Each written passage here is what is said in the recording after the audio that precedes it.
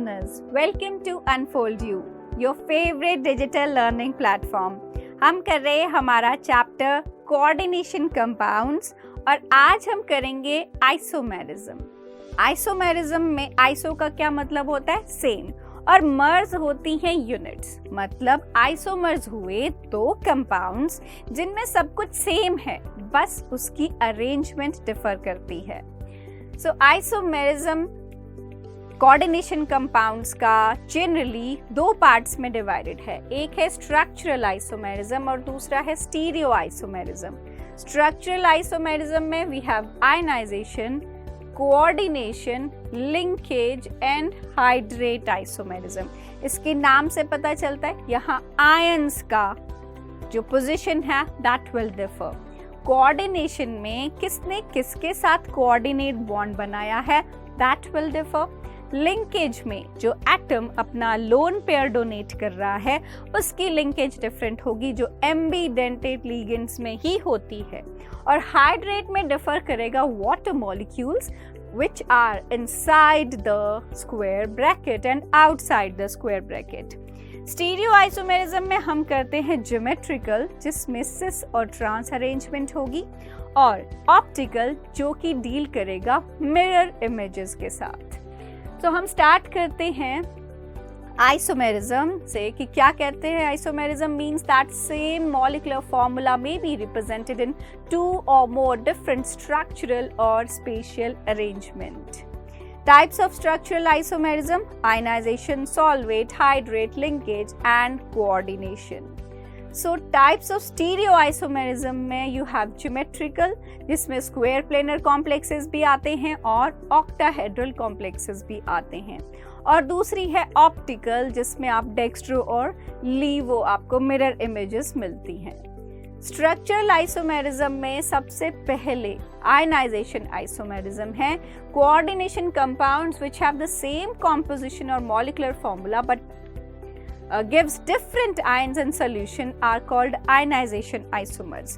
अब सॉल्यूशन में different ions कैसे मिलेंगी? आयंस आपको कॉम्प्लेक्स के साथ जो कोऑर्डिनेट बॉन्ड बना रहा है उनकी नहीं मिल सकती हैं। आयंस आपको सिर्फ उनकी मिलती हैं जो कि स्क्वायर ब्रैकेट के बाहर प्रेजेंट होती हैं, राइट? क्योंकि कॉम्प्लेक्स कभी भी अपने कॉन्स्टिट्यूएंट आयंस में नहीं डिसोसिएट होता। ये मैंने आपको शुरुआत में ही बताया था।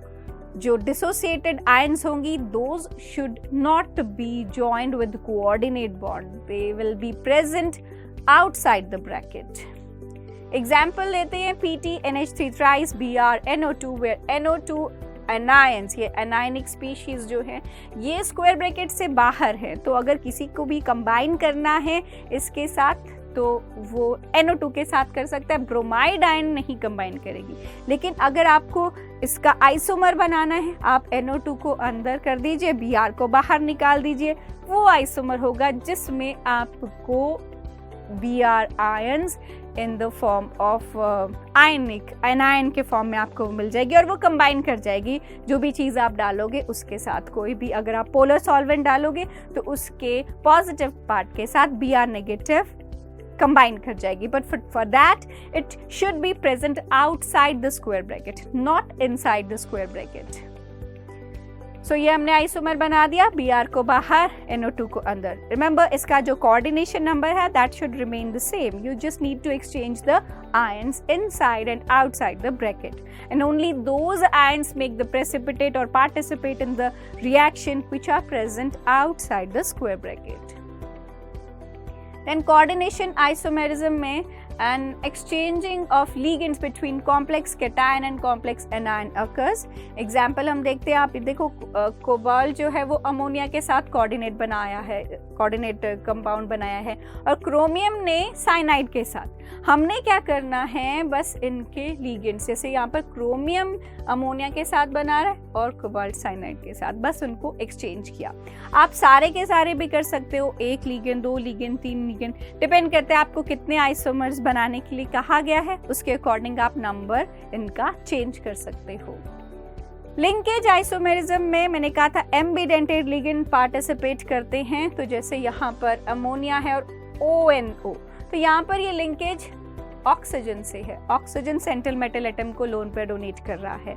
मगर अगर आप इसका एम्बिडेंटेट लिगेंड का इसका फ़ायदा उठाते हो और इसको NO2 के फॉर्म में लिखते हो, इसका मतलब है कि यहाँ पर नाइट्रोजन अपने लोन पेयर डोनेट कर रहा है कोबाल्ट को। सो लिंकेज डिफरेंट है, एक टाइम ऑक्सीजन, एक time nitrogen. So only ambidentate ligands can do that.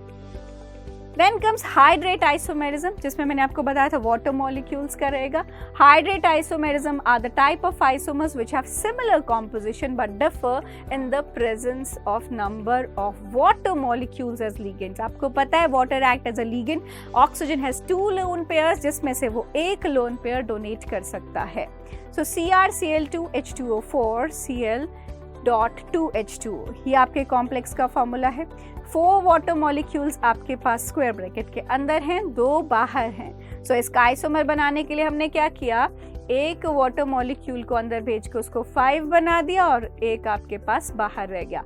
But you have to take out 1 ligand from inside to outside, exchange करना है आपको ताकि उसका कोऑर्डिनेशन नंबर इंटैक्ट रहे। एंड एक और अगर आप बनाना चाहते हो तो आप क्या कर सकते हो, ये वाला वाटर मॉलिक्यूल को भी अंदर भेज सकते हो, बट उसके लिए आपको इस क्लोरीन को बाहर लाना पड़ेगा और टोटल आपके पास 3 क्लोराइड आयंस बाहर आ जाएंगी, जिनको अगर आप AgNO3 सपोज आप डालते हो, सो AgNO3 डालने पे यहाँ पर you will be getting 3 moles of AgCl, right. जितने आयंस होंगे ना उतने आपको प्रेसिपिटेट मिलेगा, उतने मोल्स। जैसे यहाँ पर आपको 2 मोल्स ऑफ AgCl, जिससे आप डिफ्रेंशिएट कर सकते हो, आपको पता लग सकता है कि कौन सा आइसोमर इसमें बना है, कितने क्लोराइड आयंस जो हैं वो आपको ऑब्टेन होंगे। तो जितने क्लोराइड आयंस होंगे उतने ही moles of AgCl you will be obtaining in this. Then optical isomerism में क्या होता है कि जो आपके पास जो मिरर इमेज बनेगी that should be non superimposable mirror images. अब ये आइसोमेरिज्म सिर्फ मोनोडेंटेट लिगेंड्स के लिए नहीं होती है, बायडेंटेट लिगेंड्स के लिए भी होती है। तो आपके पास non superimposable mirror images बनेंगी अगर एक भी बायडेंटेट लिगेंड आपके पास होता है। लेकिन वो बायडेंटेट लिगेंड जो है वो ट्रांसफॉर्म में नहीं प्रेजेंट होना चाहिए। मतलब आपके पास मान लीजिए कोई सेंट्रल मेटल एटम है, इसने 6 बॉन्ड्स बनाए हैं। अगर आपके पास एक बायडेंटेट लिगेंड है, एक भी बायडेंटेट लिगेंड है, मान लीजिए बाकी सारे इसमें मोनोडेंटेट लिगेंड हैं and it is carrying some charge. So जब आप इसका मिरर इमेज ड्रॉ करते हो, सो इसमें आपको क्लोरीन इधर मिलेगा, यहाँ मिलेगा, यहाँ मिलेगा और EN इधर मिलेगा एंड एक क्लोरीन इधर। तो इसको इसके ऊपर अगर आप रखोगे तो ये non superimposable mirror image बनाएगा और ये ऑप्टिकल आइसोमर बनाएगा। एक भी बायडेंटेट लिगेंड है, अगर आप इसको 2 बायडेंटेट लिगेंड से रिप्लेस करते हो सिस फॉर्म में, सिस फॉर्म मतलब जब ये साथ साथ में कंबाइंड है तब भी ये मिरर इमेज बनाता है। और अगर आप इसमें 3 बायडेंटेट लिगेंड रखते हो तब भी ये इसकी non superimposable mirror image बनती है। मगर अगर ये बायडेंटेट लिगेंड जो है आप ट्रांस फॉर्म में अरेंज करते हो लाइक दिस, तो इसकी जो मिरर इमेज है वो सुपर इम्पोज हो जाती है और हम उसको ऑप्टिकल आइसोमर नहीं काउंट करते, right. So this does not make optical isomer. Otherwise एक बायडेंटेट लिगेंड हो, 2 बायडेंटेट लिगेंड हो, 3 बायडेंटेट लिगेंड हो तो वो ऑप्टिकल आइसोमेरिज्म शो करेगा, बस एक नहीं शो करेगा और वो है ट्रांसफॉर्म में, right. So the isomer which forms non-superimposable mirror images is known as optical isomers or enantiomers, और ये 2 तरह के हैं। The isomer that rotates plane polarized light towards clockwise direction उसको हम डेक्स्ट्रो बोलते हैं और दूसरे को हम बोलते हैं लीवो। डेक्स्ट्रो के लिए पॉजिटिव साइन हम लगाते हैं और जो लीवो है उसके लिए हम नेगेटिव साइन यूज करते हैं। डेक्स्ट्रो को हम D से रिप्रेजेंट करते हैं और लीवो को हम स्मॉल l से रिप्रेजेंट करते हैं। The equimolar mixture of D and L isomer is known as racemic mixture। दोनों आइसोमर्स का जो मिक्सचर है उसको racemic mixture कहा जाता है। एग्जाम्पल अगर करें तो जैसे आपके पास ये कॉम्प्लेक्स है कोबाल्ट का, तो इसकी जब आप मिरर इमेज बनाओगे, जैसे अगर आप यहाँ पर हम इसके मिरर इमेज बनाते हैं तो मिरर में कोबाल्ट का ये जो इसने En के साथ कॉम्प्लेक्स बनाया ये आपको इस साइड दिखेगा, राइट। ये आपको ऐसे दिखेगा, ये वाला क्लोरीन इधर दिखेगा और ये क्लोरीन इधर दिखेगा। अब ये नॉन सुपर इम्पोजेबल होंगे क्योंकि ये सिस फॉर्म में है, राइट। तो ये ऑप्टिकल आइसोमर बना सकता है, लेकिन ये ट्रांसफॉर्म में है, इसका जो मिरर इमेज होगा वो ऑप्टिकल आइसोमेरिज्म शो नहीं कर पाएगा। Then comes geometrical isomerism। जो हम सिस ट्रांस की बात कर रहे थे वो भी geometrical isomerism का पार्ट है, मगर हाँ उसको हम ऑप्टिकल एक्टिविटी के टर्म्स में पढ़ रहे थे। geometrical isomerism में आपके पास जो टेट्राहेड्रल कॉम्प्लेक्सेस हैं, टेट्राहेड्रल कॉम्प्लेक्सेस में सारा वो अलग अलग प्लेन में होने की वजह से ये जो है geometrical isomerism शो नहीं करता है। दूसरे हमारे पास होते हैं square planar complexes. Square planar complexes में 4 आपके पास लिगेंड्स जॉइंट होते हैं। अब सिस ट्रांस शो करने के लिए चारों का सेम होना मींस वो नहीं शो कर सकता cis trans, right. At least 2 ligand same होने चाहिए। तो अगर आपके पास कोई मेटल है और 4 लिगेंड्स सभी के सभी सेम हैं, दैट मीन्स कोई सिस ट्रांसफॉर्मेशन नहीं होगी, ज्योमेट्रिकल आइसोमेरिज्म वो शो नहीं कर सकता। लेकिन अगर आपके पास 3 एक जैसे हैं और एक कोई और है तब भी वो नहीं शो करेगा। मिनिमम आपको 2 लिगेंड्स एक जैसे चाहिए, तभी वो ज्योमेट्रिकल आइसोमेरिज्म शो कर सकता है। अब ये ज़रूरी नहीं 2 एक जैसे हैं तो दूसरे 2 भी एक जैसे हों, मतलब मेटल के साथ अगर आपके पास 2 लिगेंड्स एक जैसे हैं, तीसरा और चौथा डिफरेंट भी हो सकता है। और अगर आपके पास मान लो चारों के चारों लिगेंड्स डिफरेंट हैं, फिर भी वो ज्योमेट्रिकल आइसोमेरिज्म शो कर सकता है। हम इसको कुछ एग्जाम्पल से करते हैं। जैसे सपोज कीजिए आपके पास प्लेटिनम है और प्लेटिनम में आपके पास 4 क्लोरीन एज लिगेंड्स जॉइंट हैं।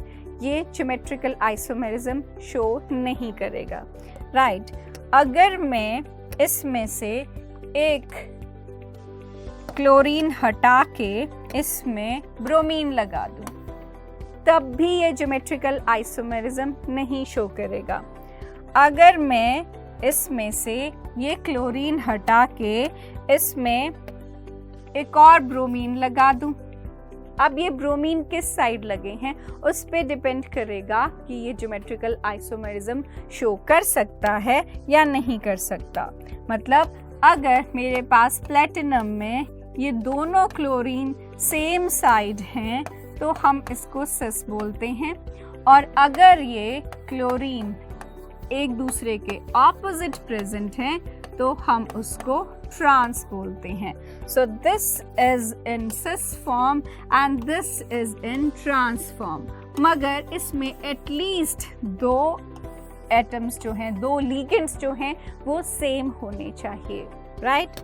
अगर आपके पास चारों लिगेंड्स डिफरेंट हैं, सपोज कीजिए यहाँ पर आपके पास X, Y, Z और P है, राइट। तो इस केस में आपको क्या करना है, एक को फिक्स रखना है और दूसरे को चेंज करना है डायगनली। जैसे इसमें आपके पास X के ऑपोजिट यहाँ पर P है, आप एक बार Y लगा दीजिए और एक बार आप इसमें Z लगा दीजिए, तो यहाँ पर आ जाएगा।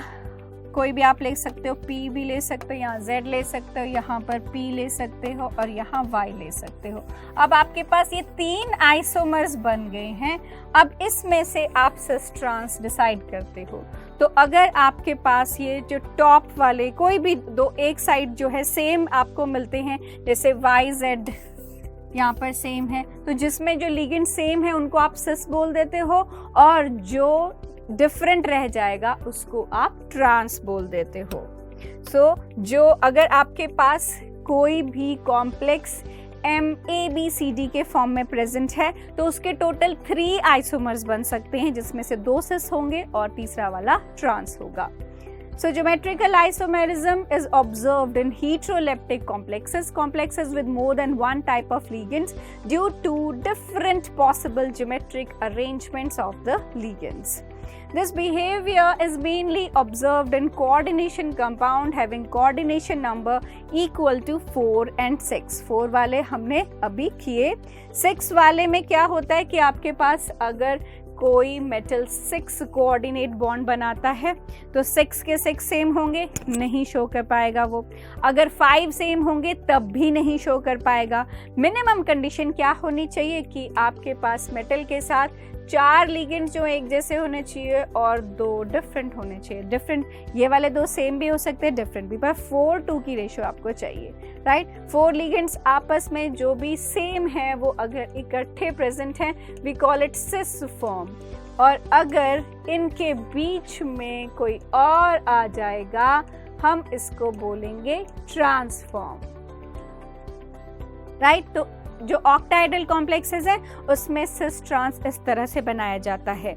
और अगर 3 लिगेंड्स एक जैसे हों, तो अगर ये तीनों लिगेंड साथ में हैं, they are facing each other, we call it facial isomer और फैक आइसोमर। और अगर ये सेपरेट कर दिए जाते हैं, जैसे इनके बीच में कोई और लिगेंड आ जाएगा तो सेपरेट करने पे मर जाएंगे, मर आइसोमर, मेरिडोनियल आइसोमर इसको हम बोलते हैं, और इसको कहा जाता है शॉर्ट में मर आइसोमर, राइट। सो हमने किया कि ऑक्टाहेड्रल लिगेंड्स, ऑक्टाहेड्रल कॉम्प्लेक्सेस में जो लिगेंड्स हैं वो 4 लिगेंड्स एटलीस्ट एक जैसे चाहिए आपको, तभी आप सिस ट्रांस बना सकते हो। या फिर अगर 3:3 की रेशियो में है तो 2 आइसोमर बनेंगे, फेशियल और मेरिडोनियल। ये आप बायडेंटेट लिगेंड के लिए भी कर सकते हो, जैसे कि अगर आपके पास ये बायडेंटेट लिगेंड जो हैं वो साथ में प्रेजेंट हैं तो आप उसको सिस फॉर्म बोलते हो, और अगर ये ऑपोजिट प्रेजेंट हैं तो आप उसको ट्रांसफॉर्म बोलते हो। So we can say geometrical isomerism complex 4 में हमने किया ML4 टेट्राहेड्रल कॉम्प्लेक्स हैं, वो सिस ट्रांस आइसोमेरिज्म नहीं शो करेंगे। मैंने आपको बताया था ABCD हैज 3 ज्योमेट्रिकल आइसोमर्स, जिसमें से 2 सिस होंगे और 1 ट्रांस होगा, और A2B2 कॉम्प्लेक्स जो है वो सिस ट्रांस आइसोमर शो कर सकता है। देन जैसे ये PTNH3 twice Cl2, इसमें ट्रांस फॉर्म में these are present opposite to each other, और सिस फॉर्म में they are present on same side.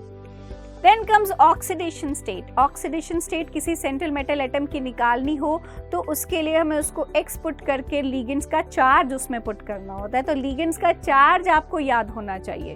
तो it says the oxidation number of the central atom in a complex is defined as the charge it would carry if all the ligands are removed along with electron pairs that are shared with the central atom. तो जैसे कि आपके पास example है, उसमें कहता है calculate the oxidation number of metal atom in the following complex. अब आपके पास कॉम्प्लेक्स है PtCl4 और 2 नेगेटिव चार्ज है, तो आप इसको कैसे कैलकुलेट करोगे? प्लैटिनम को X पुट करो, एक क्लोरीन पे -1 चार्ज है, तो 4 क्लोरीन्स पे it would be -4 and equate it with -2, so X comes out to be 2। Next example में आपके पास कोबाल्ट है, put it X, water is neutral, put it 0, cyanide is -1, En is neutral, so equate it with 2, so this gives you X is equal to 3. Then chromium, एक तो आप भी कर सकते हो, तो एक आप करना, इसमें आपको अमोनिया को 0 पुट करना है क्योंकि उस पर कोई चार्ज नहीं होता, और क्लोरीन पे -1, और आप ये ऑक्सीडेशन स्टेट निकालोगे, right? So next is colour of compounds. So complexes in which central transition metal ion contains unpaired electrons वो dd ट्रांजिशन शो करते हैं और उसकी वजह से वो कॉम्प्लेक्सेस कलर्ड होते हैं. नंबर ऑफ अनपेयर्ड इलेक्ट्रॉन आप कैलकुलेट कर सकते हो उसकी कॉन्फ़िगरेशन देख के, उसका ऑक्सीडेशन स्टेट कैलकुलेट करके, क्या चार्ज है सेंट्रल मेटल एटम पे, उससे आपको पता लगता है कितने अनपेयर्ड इलेक्ट्रॉन्स उसमें प्रेजेंट हैं. So the oxidation state of central transition metal ion आप निकालोगे, उससे wavelength of light absorbed और emitted भी पता चलती है, and that is the proportion of ligands in the coordination sphere that gives you the color of the complex. So color of compounds में हम wavelength में देख सकते हैं कि wavelength अगर absorb light की आपके पास 4000 है तो जो wave number आपको मिलेगा that will be around 25,000 और जो color absorb होगा that is violet and जो आप observe color करोगे आपको जो दिखेगा that will be yellow in color. Similarly अगर ब्लू ऑब्जॉर्ब होता है तो ऑरेंज आपको रिफ्लेक्ट होता है, ग्रीन के साथ रेड, येलो के साथ वॉयलेट, ऑरेंज में ब्लू और रेड में आपको ग्रीन रिफ्लेक्ट करेगा.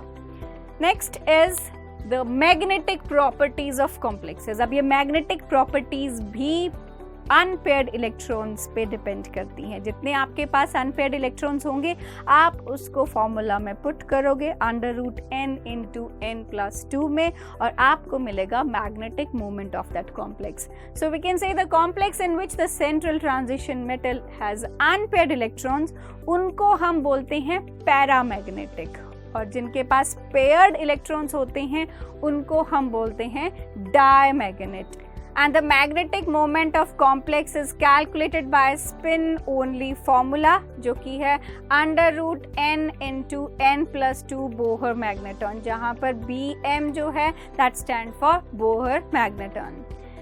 Then magnetic properties में आगे है the magnetic moment of complex compounds depends upon type of hybridisation. जैसे मैंने आपको बताया था लास्ट टाइम पॉलीहेड्रा के टाइम पे कि हाइब्रिडाइजेशन आपको देखनी है. अगर 4 बॉन्ड बनाए हैं इट कुड बी sp3 और dsp2. 5 में it is sp3d. In case of 6 bonds और octahedral complexes it will be either sp3d2 और d2sp3. So the oxidation state of central transition atom पे भी वो डिपेंड करता है और नंबर ऑफ अनपेयर्ड पे इलेक्ट्रॉन्स पे तो हमने देखा कि फॉर्मूला में हम कैलकुलेट करते हैं उसको यूज करके. So next is Werner's theory. Main postulates of this theory are that metal possesses 2 types of valencies जिसको हम बोलते हैं primary valency and secondary valency. जैसे कि हमने किया कॉम्प्लेक्सेस में प्राइमरी वैलेंसी हम बोलेंगे ऑक्सीडेशन स्टेट को और सेकेंडरी वैलेंसी हम बोलेंगे कोऑर्डिनेशन नंबर को. ठीक है, दोनों हमने सीख लिया कैसे ऑक्सीडेशन स्टेट निकालते हैं, कैसे कोऑर्डिनेशन नंबर निकालते हैं. सो वर्नर थ्योरी में जो ऑक्सीडेशन स्टेट है उसको प्राइमरी वैलेंसी कहा जाता है और जो कोऑर्डिनेशन नंबर है उसको secondary valency. Then it says Werner was able to explain the nature of bonding in complexes. So next है हमारे पास postulates of Werner theory. Postulates of Werner theory में first postulate is that metal shows 2 different kinds of valencies जो कि है primary valency और secondary valency. और जो ये ions हैं या groups हैं they are bound by secondary linkages to the metal and have characteristic spatial arrangement. ये spatial arrangement वही है जो polyhedra के बारे में हमने बात की थी. The most common geometrical shapes and coordination compounds are octahedral, square planar and tetrahedral. Then primary valency और सेकेंडरी वैलेंसी में हम डिफरेंस कर लेते हैं. प्राइमरी वैलेंसी जैसे मैंने आपको बताया था कि ऑक्सीडेशन स्टेट को बोलते हैं तो it is ionisable and secondary valency is coordination number which is non ionisable. They are satisfied by charged ions and secondary valency are satisfied by ligands. Primary valency does not help in the structure of complex लेकिन secondary valency help करेगी structure frame करने में. Primary valency can function as secondary valency also but it can not function as primary valency. So next एक example है आपके पास COCl3.6 NH3 जो कि एक वर्नल कॉम्प्लेक्स है। और ये कैसा दिखेगा, आपके पास सेंट्रल मेटल एटम है कोबाल्ट और उसके साथ आपके पास 6 अमोनिया के लिगेंड्स अटैच्ड हैं थ्रू सेकेंडरी वैलेंसी और 3 क्लोराइड आयंस आपके पास प्रेजेंट होंगी as primary valency. Limitations of Werner's theory: first is it fails to explain the magnetic properties, color, optical properties of coordination complexes. Second is it failed to explain the reason why all elements do not form coordination compounds. And third is it failed to explain the directional properties of bonds in coordination compounds. Fourth is the theory does not explain the stability of the complex, कि आपको कोई भी कितना stable है complex है। जैसे हमने कहा था चिलेशन जो है स्टेबल कर देती है कॉम्प्लेक्स को, लेकिन वर्नर थ्योरी में इसके रिगार्डिंग कोई भी पोस्टुलेट नहीं प्रेजेंट था। And fifth is the theory could not explain the nature of complexes. So आज हमने किया वर्नर थ्योरी के बारे में, जिसमें 2 तरह की वैलेंसीज हैं, प्राइमरी वैलेंसी और सेकेंडरी वैलेंसी। हमने किया कैसे एटम्स जो हैं स्पेशली अरेंज्ड होंगे, क्या उनकी हाइब्रिडाइजेशन होगी, किस तरह से उनकी नेमिंग होगी। हम नेक्स्ट पार्ट में फिर मिलेंगे नेक्स्ट टॉपिक के साथ। Till then keep learning, keep revising. Thank you.